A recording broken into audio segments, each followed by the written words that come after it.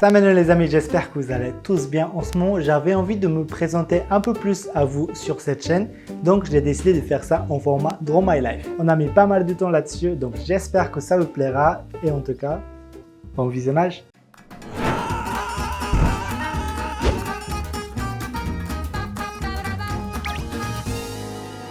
France Pangman. Salut les amis, vous allez bien? Peut-être que vous me connaissez déjà, je m'appelle Bill, enfin, mon vrai prénom c'est Billhoon. Oui, c'est très difficile à prononcer, c'est pour ça qu'on m'appelle juste Bill. Je me suis rendu compte que j'ai pas beaucoup parlé de ma vie sur YouTube. Du coup, j'ai décidé de faire cette vidéo en format Draw My Life. C'est plus sympa, non? D'ailleurs, ce que vous voyez, c'est pas moi qui dessine. Si je dessine, ça va être ça. Bref, sans être de Jolie, je n'aurais jamais pu réaliser ce projet. Merci beaucoup. C'est une artiste incroyable. Je vous conseille d'aller checker son travail sur Instagram. Elle fait des créations vraiment magnifiques.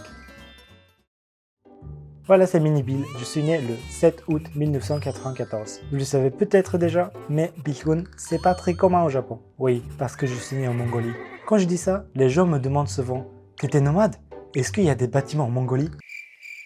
Bien sûr qu'il y a des bâtiments à Ulaanbaatar. C'est la capitale de la Mongolie et je n'étais pas nomade. Quand j'étais petit, mes parents étaient encore étudiants, donc j'ai passé beaucoup de temps avec mes grands-parents. Ils m'ont élevé, ils étaient comme mes parents.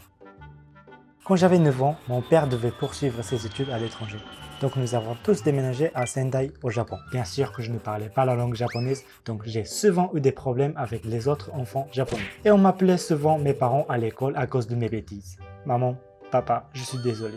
Comme il y avait beaucoup d'étudiants étrangers comme mon père dans mon quartier, on avait une classe internationale dans mon école, où les élèves étrangers se rassemblaient pour apprendre le japonais. Je passais la plupart du temps dans cette classe avec Hayasaka Sensei. Elle était très gentille. Mais même avec cette classe spécialisée en japonais, j'avais du mal à suivre les cours. Du coup, l'école a embauché un instituteur mongol juste pour moi. Je pense qu'il l'a embauché, je ne suis pas sûr, mais je me souviens que j'ai étudié avec lui 2-3 ans après mon arrivée au Japon. Vers mes 12 ans, nous avons déménagé à Yokohama, juste en dessous de Tokyo.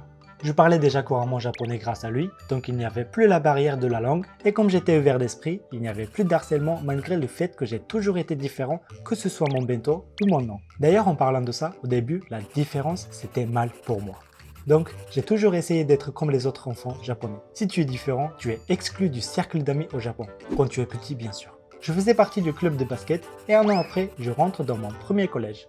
Oui, je suis allé à 3 écoles à cause du travail de mon père. 1 à Yokohama, 2 à Nagoya, où j'ai passé la plus grande partie de ma vie au Japon. Dans mes 2 premiers collèges, il ne s'est pas passé grand chose. Mais dans mon 3e collège, j'ai rencontré mes 2 meilleurs amis, Nakapan et Sonichan.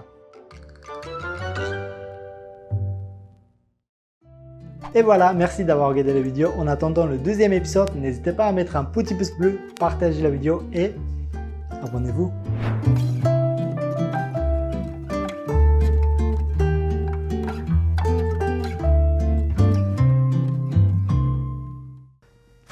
Fini?